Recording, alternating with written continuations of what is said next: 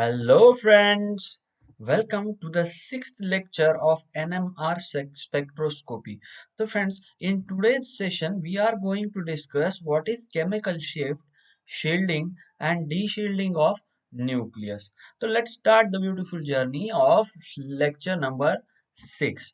तो friends chemical shift क्या होता है, शील्डिंग एंड डीशील्डिंग ऑफ प्रोटॉन्स क्या होता है, ये आज के सेशन में हम डिटेल में देखने वाले हैं।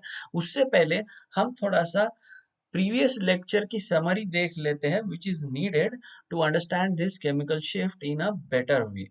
तो फ्रेंड्स ये एनएमआर जो प्रॉपर्टी है, एनएमआर जो दिखाते हैं न्यूक्लियाई, उनमें एक स्पेशल प्रॉपर्टी रहती है स्पिनिंग की, जिस वजह से हम एनएमआर ग्राफ ऑब्टेन कर सकते हैं। तो फ्रेंड्स न्यूक्लियाई जो कुछ इस तरह से स्पिन होते हैं, जिनमें स्पिनिंग प्रॉपर्टी होती है, वो न्यूक्लियाई जब हम मैग्नेटिक फील्ड में लाते हैं, जब ये आइसोलेटेड स्टेट में है, तो कुछ ये इस तरह से स्पिन करते हैं। लेकिन जब ये मैग्नेटिक फील्ड में आते हैं तो ये प्रेसेस करना शुरू होते हैं। इस प्रेसेशन की वजह से ये एक न्यूक्लियस एक चार्ज है जिसमें पॉजिटिव चार्ज होता है। चार्ज जब इस तरह से प्रेसेस करता है एक्सटर्नल मैग्नेटिक फील्ड में, तो अपने इर्द गिर्द electromagnetic radiation, oscillating behaviour of electromagnetic radiations create कर देता है। जब ये आइसोलेटेड स्टेट में होता है, जब ये आइसोलेटेड स्टेट में होता है, तो उसके अराउंड मैग्नेटिक फील्ड तो जनरेट होती है, लेकिन ऑसिलेटिंग बिहेवियर जो है वो इस तरह के प्रेसेशन के बाद ही उसके अराउंड आता है। हेंस ये न्यूक्लियर मैग्नेटिक रेजोनेंस में हम जो रेजोनेंस बोलते हैं ना, रेजोनेंस कब होता है, जब ये प्रेसेशन करने वाला न्यूक्लियर रेडियो वेव की फ्रीक्वेंसी को एब्सॉर्ब करता है, रेडियो वेव की फ्रीक्वेंसी को एब्सॉर्ब करता है, तब हम कहते हैं कि ये रेजोनेंस हुआ है। तो ये रेजोनेंस कब होगा, जब ये प्रेसेशनल फ्रीक्वेंसी, ये जो न्यूक्लियर प्रेसेस हो रहा है उसकी फ्रीक्वेंसी और रेडियो वेव की फ्रीक्वेंसी जब मैच होती है, तब ये रेजोनेंस आकर होता है और हमें एनएमआर में सिग्नल मिलता है। तो फ्रेंड्स इस तरह से जब हम न्यूक्लियाई जो स्पिन मोशन करने वाले न्यूक्लियाई होते हैं आइसोलेटेड स्टेट में, उसे जब हम एक्सटर्नल मैग्नेटिक फील्ड में लेके जाते हैं, तो कुछ न्यूक्लियाई उस फील्ड के साथ अलाइन करते हैं और कुछ न्यूक्लियाई उस फील्ड को अपोज करते हैं। जो न्यूक्लियाई उसके साथ अलाइन होते हैं उनकी एनर्जी कम हो जाती है। तो फ्रेंड्स और जो न्यूक्लियाई उसे अपोज करते हैं उनकी एनर्जी बढ़ जाती है। इस तरह से ये जो एनर्जी डिफरेंस क्रिएट होता है, ये एनर्जी का गैप जो क्रिएट होता है, this energy gap corresponds to energy of radio waves. जब हम ये रेडियो वेव्स को इस न्यूक्लियाई जो कि लोअर स्टेट में रहते हैं इनके ऊपर बम्बार्ड करते हैं, तो ये उनकी स्पिन को चेंज करते हैं। इसीलिए तो हम कहते हैं कि एनएमआर में होता क्या है, एनएमआर में रेडियो वेव्स के गिरने के साथ साथ स्पिन ट्रांजिशंस होते हैं। क्या होते हैं फ्रेंड्स, स्पिन ट्रांजिशंस म्हणजे मीन्स जो न्यूक्लियाई क्लॉकवाइज घूम रहा था, वो न्यूक्लियाई एनर्जी को एब्सॉर्ब करके अभी एंटी क्लॉकवाइज घूमेगा और एक्सटर्नल मैग्नेटिक फील्ड जो भी डायरेक्शन में है उसे वो अपोज करेगा। इस तरह से ये जो एक्साइटेड न्यूक्लियाई जब ग्राउंड स्टेट में आएगा तो एनर्जी को एमिट करेगा, जिसे हमारा रिकॉर्डर रिकॉर्ड करेगा और हमें सिग्नल देगा। तो फ्रेंड्स इस तरह से nucleus of an atom in the magnetic field when exposed to electromagnetic radiations resonates at a specific radiations of that frequency. तो इसमें एनएमआर में सबसे इम्पोर्टेंट थिंग क्या है, अभी तक तो हमने इसके पीछे का फिजिक्स देख रहे थे फ्रेंड्स, कि ये एनएमआर क्यों होता है, कैसे होता है, न्यूक्लियाई का बिहेवियर क्या है उसके पीछे। लेकिन सबसे एक ऑर्गेनिक केमिस्ट के लिए सबसे इम्पोर्टेंट बात क्या होती है, एनएमआर के ग्राफ को इंटरप्रीट करना। जब कोई अननोन मॉलिक्यूल है आपके सामने जिसका आपको लिमिटेड डेटा दिया हुआ है, लाइक मॉलिक्यूलर फॉर्मूला, तो इस एनएमआर ग्राफ के आधार पर उस स्ट्रक्चर तक रीच कैसे किया जाए, उस स्ट्रक्चर को आइडेंटिफाई कैसे किया जाए, ये एक बिग क्वेश्चन, ये एक बहुत ही की थिंग जो है वो ऑर्गेनिक केमिस्ट के लिए होती है। तो चलो देखते हैं कि फ्रेंड्स ये ग्राफ इंटरप्रेट करने के लिए हमें क्या क्या आना जरूरी होता है। तो एक ग्राफ देखते हैं फ्रेंड्स, ये इथाइल क्लोराइड का ग्राफ है। इसको अगर आप ऑब्जर्व करोगे तो इधर आपको एक स्केल दिख रही होगी, जिस पर 0 1 2 3 ऐसा आपको दिख रहा है, जिसे कि हम कहते हैं केमिकल शिफ्ट। ये जो स्केल है इसे कहा जाता है केमिकल शिफ्ट।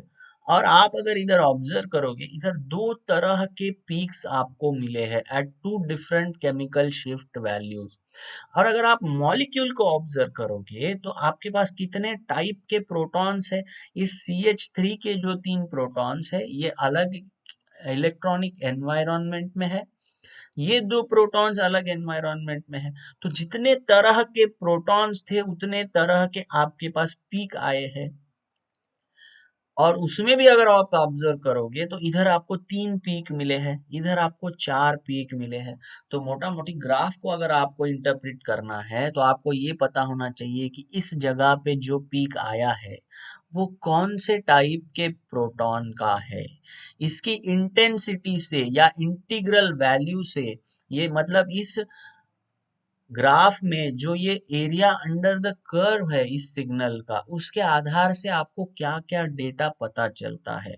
इन दो पीक्स में जो डिस्टेंस है उसे कहते हैं कपलिंग कांस्टेंट, इससे आपको क्या पता चलता है। और ये नंबर ऑफ सिग्नल्स, हर एक सिग्नल में नंबर ऑफ पीक्स स्प्लिट हुए, सो इधर कितने 3 पीक्स है, इधर 4 पीक्स है, ये क्या रिप्रेजेंट करते हैं। तो ऐसी कुछ चीजें जो है ग्राफ को इंटरप्रेट करने के लिए आपको पता होनी चाहिए। तो let summarise one by one. सबसे पहले तो आपको पता होना चाहिए केमिकल शिफ्ट क्या होता है, और उसके ऊपर केमिकल शिफ्ट वैल्यू के ऊपर कौन से फैक्टर्स अफेक्ट करते हैं।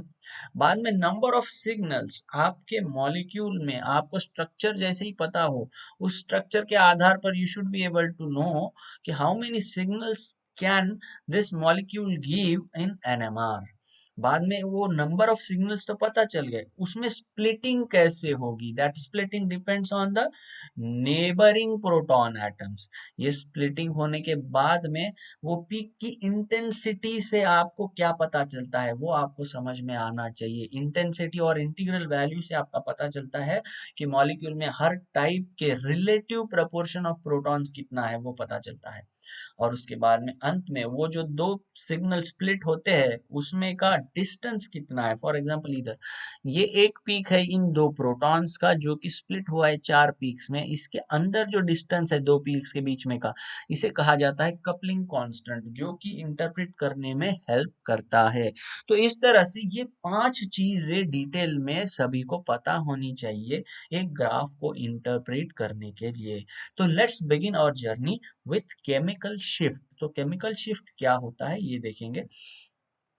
तो फ्रेंड्स, जब कोई न्यूक्लियाई इस तरह से प्रोसेस करता है, इसके ऊपर हम पर्टिकुलर इसकी फ्रीक्वेंसी जितनी रेडियो वेव इसके ऊपर बम्बार्ड करते हैं। तो एग्जैक्टली यही बम्बार्डमेंट पॉसिबल, डायरेक्टली हम वो वेव तो इसके ऊपर डाल नहीं सकते, क्योंकि इसकी फ्रीक्वेंसी तो हमें डिटरमाइन करनी है जो कि हमें पीक देने वाला है।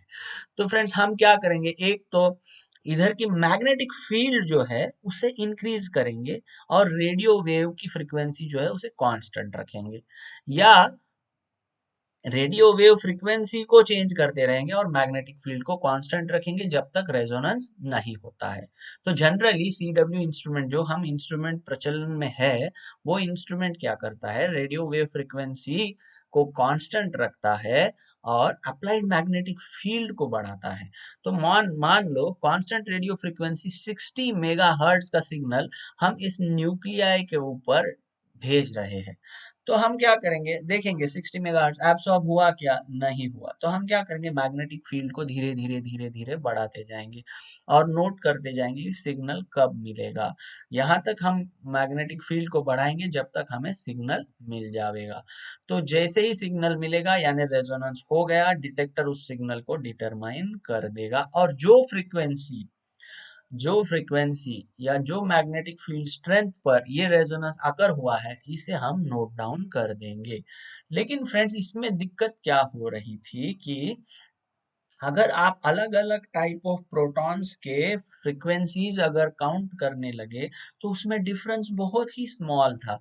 फॉर एग्जांपल, क्लोरोमीथेन और फ्लोरोमीथेन को अगर आप देखोगे तो उस पर हमने बम्बार्ड की है फ्रीक्वेंसी 60 मेगाहर्ट्ज की, लेकिन उन दोनों में डिफरेंस देखिए कितने का है। इन दोनों के पीक में डिफरेंस सिर्फ और सिर्फ 72 हर्ट्ज का है, यानी ये 1 ppm से भी कम डिफरेंस है। तो फ्रेंड्स, इतने कम डिफरेंस रहने की वजह से exactly precise resonance value determine करना बहुत ही मुश्किल हो गया था। इट वाज एक्सट्रीमली डिफिकल्ट, क्योंकि जो फ्रीक्वेंसी उसके ऊपर गिर रही है वो मिलियंस में है, वो मिलियंस में है, और दो टाइप के प्रोटॉन में जो डिफरेंस आ रहा है वो बहुत ही कम है। मान लो आप डील कर रहे हो, मान लो आप डील कर रहे हो इस अमाउंट से, 10 लाख के रेंज में आप डील कर रहे हो, और जब आप इतनी बड़ी अमाउंट के साथ डील करोगे तो 1 रुपी, 2 रुपी या 10 रुपीज, इसमें ज्यादा मायने रखते हैं क्या? No friends, these are very small in front of 10 lakh rupees. तो इस तरह से ये जो फ्रीक्वेंसी है अब्सॉर्प्शन वाली, इसमें और दूसरे टाइप के प्रोटॉन्स में जो डिफरेंस था वो बहुत ही कम था। तो it was a big question in front of scientist कि इसको सॉल्व कैसे किया जाए। तो ये एक अपना पुराना रिवाज है। इस तरह से जब भी कोई दुविधा आती है तो क्या किया जाता है, एक स्टैंडर्ड डिसाइड किया जाता है। जैसा कि कोई भी रिसर्च में आप जानते होंगे कि जब भी कोई मॉलिक्यूल का सिंथेसिस होता है तो वो मॉलिक्यूल, वो सैंपल की प्यूरिटी जो है वो कैसे डिसाइड करते हैं? एक ऑथेंटिक, एक रेफरेंस सैंपल रहता है। मान लो किसी ने इथेनॉल बनाया है तो इथेनॉल का एक स्टैंडर्ड रहेगा जिसे ऑथेंटिक या जेन्यून सैंपल कहते हैं। उस जेन्यून सैंपल के साथ ये नया सिंथेसाइज हुआ इथेनॉल को कंपेयर करते हैं और उसके आधार पर इसकी प्यूरिटी बताई जाती है। इसी तरह से इन्होंने, साइंटिस्ट ने क्या किया कि एक हम रेफरेंस रखेंगे, उसके रिलेटिव हम बाकी के केमिकल शिफ्ट वैल्यूज मेजर करेंगे, ये डिसाइड किया गया। तो रेफरेंस क्या लिया जाए? रेफरेंस ऐसे लिया जाए जिसका पीक हटके हो, जिसका पीक जो हो वो हटके हो। तो ऐसा हटके मॉलिक्यूल उनको मिला टेट्रामिथाइल सीलेन। टेट्रामिथाइल सीलेन ऐसा रहता है, इसके ऊपर 4 मिथाइल ग्रुप रहते हैं, CH3 ये टोटल 12 प्रोटॉन्स जो आपको दिख रहे हैं ये सारे इक्विवेलेंट प्रोटॉन्स है। यानी आपके एनएमआर ग्राफ में एक ही जो लंबा पीक बनेगा वो इसकी वजह से बनेगा, क्योंकि इतने नंबर ऑफ प्रोटॉन्स वो टाइम पे किसी भी कंपाउंड में नहीं थे, इतने सारे इक्विवेलेंट प्रोटॉन्स।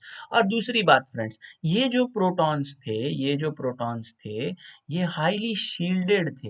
ये जो प्रोटॉन्स थे, ये 3 प्रोटॉन्स मान लो, क्योंकि कार्बन की इलेक्ट्रोनेगेटिविटी जो है वो सिलिकॉन से ज्यादा है, तो वो इलेक्ट्रॉन पेयर को अपनी तरफ थोड़ा सा खींच लेगा, यानी वो रिलेटिव टू सिलिकॉन एक इलेक्ट्रॉन विथड्रॉइंग ग्रुप की तरह एक्ट होगा।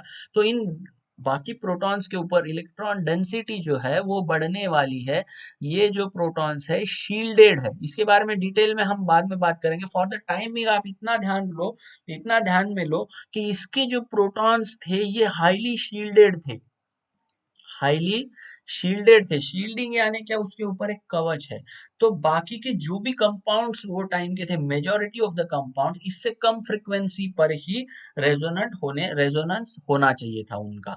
तो इसकी इस तरह से टेट्रामिथाइल सीलेन जिस फ्रीक्वेंसी पे रेजोनेट होता था उसे जीरो कहा गया और इसे पीपीएम में मेजर किया गया। और रिलेटिव टू टेट्रामिथाइल सीलेन बाकी के वैल्यूज मेजर किए गए और इस टर्म को कहा गया शिफ्ट। इस टर्म को कहा गया shift. I am not speaking about chemical shift friends, इस टर्म को कहा गया शिफ्ट। केमिकल शिफ्ट तो अभी आने वाला है, ये तो है शिफ्ट। तो शिफ्ट का फॉर्मूला क्या था?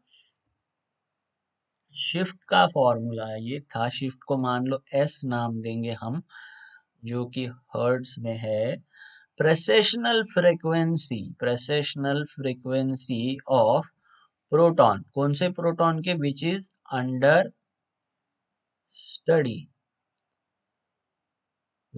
Study, minus precessional frequency of TMS, precessional frequency of proton of tetra methyl silane. तो इन दोनों में जो डिफरेंस आएगा उसे कहा गया शिफ्ट। लेकिन इसके साथ एक प्रॉब्लम है था फ्रेंड्स।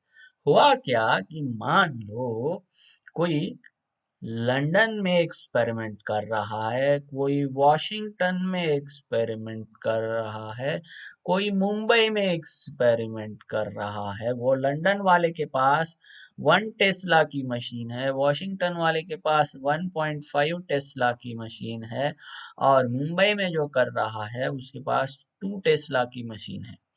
तो इन अलग अलग मशीन्स में रेजोनेंस शिफ्ट वैल्यूज जो थी वो अलग अलग आ रही थी, वो अलग अलग आ रही थी। तो यूनिफॉर्मिटी नहीं थी, शिफ्ट के वैल्यूज में यूनिफॉर्मिटी नहीं थी। हर बार ये बताना पड़ रहा था कि ये value for this particular proton in two tesla machine, in two tesla machine, ये मेंशन करना पड़ रहा था। यानी अगर कोई बंदा है मुंबई में, उसे मान लो 700 में से 500 मार्क्स आए हैं, वॉशिंगटन वाले को 600 में से 300 मार्क्स आए हैं, और लंदन वाले को 1000 में से 800 मार्क्स आए हैं, सॉरी 800।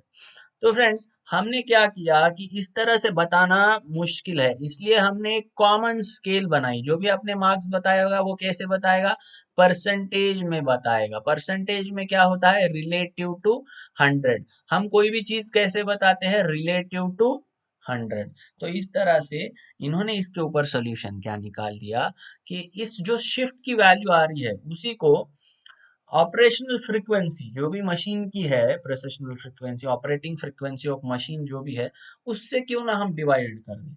और उससे ऑब्जर्वेशन ये आया कि यूनिफॉर्म वैल्यूज मिल रही थी, और जो वैल्यू मिली उसे कहा गया केमिकल शिफ्ट। तो it is defined as chemical shift is equal to frequency of absorbed electromagnetic radiation by sample nucleus in hertz। इसकी तरफ ध्यान दो फ्रेंड्स, ये वैल्यू जो है ये हर्ट्ज में है, ये वैल्यू जो है ये हर्ट्स में है, जिसमें से माइनस किया है frequency of absorbed electromagnetic radiation by TMS, और इसको डिवाइड किया है इंस्ट्रूमेंट की स्पेक्ट्रोमीटर की फ्रीक्वेंसी से, जो कि है मेगा हर्ट्ज में। तो ये 10⁻6 जो है ये ऊपर आएगा तो 10⁻⁻6 आएगा। इसीलिए केमिकल शिफ्ट की वैल्यू जो है हम मेंशन करते हैं पीपीएम में, पार्ट्स पर मिलियन में। इसीलिए हम केमिकल शिफ्ट के जो वैल्यूज ग्राफ में देखते हैं वो पार्ट्स पर मिलियन में होते हैं। तो फ्रेंड्स ये था केमिकल शिफ्ट के वैल्यूज के बारे में। तो फ्रेंड्स कोई जब मॉलिक्यूल हम देखते हैं तो मॉलिक्यूल में हर टाइप के इक्विवेलेंट प्रोटॉन के लिए कुछ अलग केमिकल शिफ्ट वैल्यू रहती है। ऐसा क्यों होता है, because of electronic environment, because of different electronic environment around that nucleus. तो फ्रेंड्स देखिए, जब कोई न्यूक्लियस हम ऑब्जर्व करते हैं, ये तो है बेसिक आइडिया कि हमने रेजोनेंस कैसे करवाया। जब कोई एक्सटर्नल फील्ड में न्यूक्लियाई गया, उसके ऊपर हमने रेडियो वेव फ्रीक्वेंसी डाली, तो ये रेडियो वेव फ्रीक्वेंसी जैसे ही गई, ये अल्फा स्टेट से ये बीटा स्टेट में न्यूक्लियाई आ गया। जस्ट सेकंड, मैं ले लेता हूँ लेजर पॉइंटर ताकि आपको बेहतरी से समझ में आ जाएगा। ये देखो, इस तरह से अल्फा स्टेट जो होती है ये लोअर स्टेट, यानी जो न्यूक्लियाई एक्सटर्नल मैग्नेटिक फील्ड के साथ अलाइन होते हैं, जिनकी एनर्जी कम होती है, उसे कहते हैं अल्फा स्टेट वाले न्यूक्लियाई। वो जब रेडियो फ्रिक्वेंसी एब्सॉर्ब करेंगे तो वो हो जाएंगे एक्साइटेड और जाएंगे बीटा स्टेट में। और इन दोनों के बीच में जो एनर्जी गैप रहेगा delta E is equal to H mu, वो डिपेंड करेगा एक्सटर्नल मैग्नेटिक फील्ड के ऊपर। जितनी ये एक्सटर्नल मैग्नेटिक फील्ड ज्यादा रहेगी उतना ज्यादा न्यूक्लियर प्रेसेस करेगा, उतना ज्यादा डेल्टा ई रहेगा। और उसी के साथ साथ, उसी के साथ साथ, तो फ्रेंड्स ये थोड़ी ऐसा होता है कि जितना आपने मैग्नेटिक फील्ड लगवा दिया उतना पूरा उस न्यूक्लियर तक पहुंचा, ऐसे नहीं होता है। मान लो पिक्चर अभी बात बाकी है, जब कोई आप न्यूक्लियस देखते हो, शादी होती है तो क्या अकेला दूल्हा आता है क्या खाने के लिए, नहीं। रेजोनेंस जब हो रहा है तो क्या सिर्फ अकेला न्यूक्लियस आएगा क्या, एनएमआर की शादी में सिर्फ अकेला न्यूक्लियस नहीं आएगा, न्यूक्लियस अपने साथ में इलेक्ट्रॉन्स भी लेके आएगा, इलेक्ट्रॉन्स को थोड़ी छोड़ सकता है वो। तो इस न्यूक्लियस के अराउंड जब ये इलेक्ट्रॉन घूमता है तो ये इलेक्ट्रॉन खुद अपनी भी एक लोकल मैग्नेटिक फील्ड क्रिएट करेगा, क्योंकि electron is a charge entity, electron के ऊपर नेगेटिव चार्ज है। तो ये मैग्नेटिक फील्ड लेंस लॉ क्या कहता है, ये जो इलेक्ट्रॉन है जो मैग्नेटिक फील्ड बनाएगा वो एक्सटर्नल मैग्नेटिक फील्ड को अपोज करेगा, वो एक्सटर्नल मैग्नेटिक फील्ड को अपोज करेगा। मान लो एच नॉट जितनी आप एक्सटर्नल मैग्नेटिक फील्ड न्यूक्लियाई के ऊपर डाल रहे हो, तो वो इलेक्ट्रॉन की डेंसिटी न्यूक्लियस के अराउंड जितनी रहेगी, इलेक्ट्रॉन की डेंसिटी उसके अराउंड जितनी रहेगी, उतनी मैग्नेटिक फील्ड वो न्यूक्लियस को शील्ड करेगी एच म्यू से, एच नॉट से। यानी आपने अगर एच नॉट मैग्नेटिक फील्ड उसके ऊपर अप्लाई की है और इलेक्ट्रॉन की वजह से जो लोकल मैग्नेटिक फील्ड बनेगी एच ई, वो इस एक्सटर्नल मैग्नेटिक फील्ड को अपोज करेगी और एच इफेक्टिव वहां तक कितना पहुंचेगा, H not minus H E. और ये जितनी ज्यादा शील्डिंग होगी, ये शील्डिंग जितनी ज्यादा होगी उतना ज्यादा वो उसको एच इफेक्टिव को कम करेगी, यानी उतनी कम मैग्नेटिक फील्ड उस न्यूक्लियाई तक जाएगी और उतना कम वो प्रिसेस करेगा और उतनी कम उसकी वैल्यू आएगी। इस तरह से अलग अलग एनवायरनमेंट में इलेक्ट्रॉन डेंसिटी अलग अलग रहने की वजह से, electron density around the nucleus अलग अलग रहने की वजह से केमिकल शिफ्ट के वैल्यूज अलग अलग आते हैं। इसको हम ज्यादा गहराई से देखेंगे, जस्ट अ सेकंड फ्रेंड्स। अभी देखो, ये एक टाइप का प्रोटॉन है, ये एक प्रोटॉन है जब इसके इर्द गिर्द कोई भी नहीं है, आइसोलेटेड प्रोटॉन है। ये एक आइसोलेटेड प्रोटॉन है जिसके अराउंड कोई भी शील्डिंग ग्रुप नहीं है। तो ये मान लो 14,092 गॉस इतना, इसके ऊपर जब हम मैग्नेटिक फील्ड अप्लाई करेंगे तो ये 60 मेगा हर्ट्ज को मान लो रेजोनेट हो रहा है। 14,092 इतनी मैग्नेटिक फील्ड हमने इसके ऊपर लगाई है, तो 60 मेगा हर्ट्ज को ये रेजोनेट हो रहा है। जब ये शील्ड होगा तो इतनी मैग्नेटिक फील्ड काफी होगी क्या? नहीं, हमें मैग्नेटिक फील्ड की वैल्यू थोड़ी सी बढ़ानी पड़ेगी, क्योंकि जब ये शील्ड होगा, जब ये किसी ग्रुप की वजह से इसकी अराउंड शील्डिंग क्रिएट होगी, तो ये जो आने वाला ये जो न्यूक्लियाई है इतनी वैल्यू पर रेजोनेट करने वाला नहीं है। फॉर एग्जाम्पल हमने अगर शील्डेड न्यूक्लियर पे सेम मैग्नेटिक फील्ड डाली तो ये रेजोनेंस होने वाला नहीं है। तो हमें क्या करना पड़ेगा, इफेक्टिव रेजोनेंस यहाँ तक पहुंचने के लिए ये इलेक्ट्रॉन की वजह से जो एक्सटर्नल ये मैग्नेटिक फील्ड को अपोज करने वाली मैग्नेटिक फील्ड है उसे नलीफाई करना पड़ेगा, उतनी मैग्नेटिक फील्ड बढ़ानी पड़ेगी। तो मान लो उसकी वैल्यू है 0.3 गॉस, तो 14,092.3 गॉस जब आप मैग्नेटिक फील्ड लगाओगे तब जाके न्यूक्लियस तक 14,092 इतनी मैग्नेटिक पहुंचेगी और ये 60 मेगाहर्ट्ज को एब्सॉर्ब करेगा।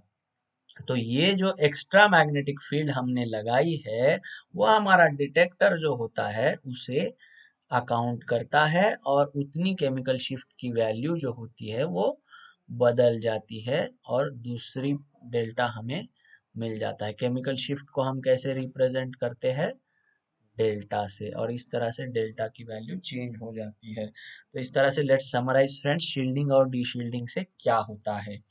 जब कोई शील्डिंग ग्रुप जब कोई शील्डिंग ग्रुप न्यूक्लियस के अराउंड होता है तो वो ज्यादा मैग्नेटिक फील्ड पर एब्सॉर्ब करेगा, इसलिए इसकी वैल्यू अप फील्ड होगी, इसलिए इसकी वैल्यू जो होगी वो अप फील्ड होगी।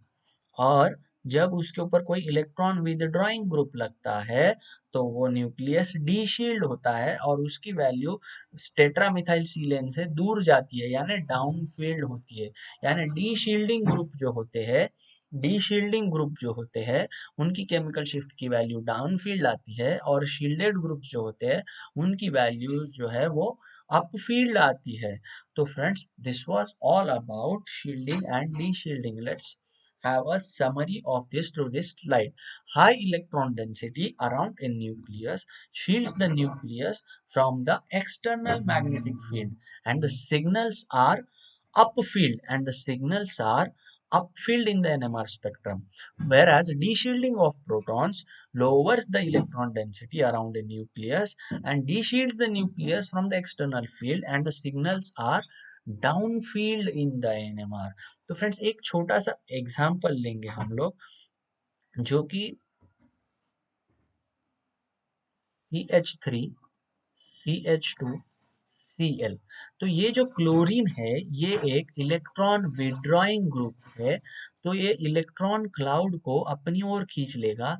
तो ये जो प्रोटॉन्स है, ये दो प्रोटॉन्स, ये क्या होंगे, शील्डेड फील करेंगे। ये जो दो प्रोटॉन्स है ये क्या करेंगे, डी शील्डिंग फील करेंगे, क्योंकि इलेक्ट्रॉन डेंसिटी इधर से क्लोरीन की ओर अट्रैक्ट हो गई है। तो इसका पीक जो है relative to this type of protons, ये मोर डाउन फील्ड आएगा।